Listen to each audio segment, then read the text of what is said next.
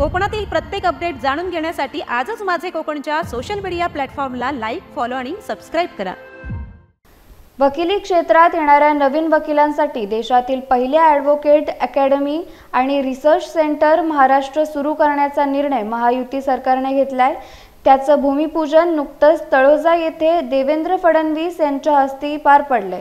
या अकादमीचं महत्त्व लक्षात घेऊन देवेंद्र फडणवीस यांनी 10 कोटी रुपयांचा निधी देणार असल्याचे जाहीर केले।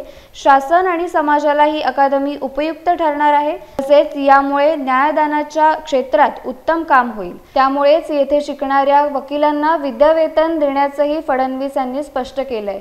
चांगले कायदे बनवण्यासाठी या अकादमीची निश्चित मदत होईल, त्यासाठी महायुती सरकारने हा निर्णय घेतलाय।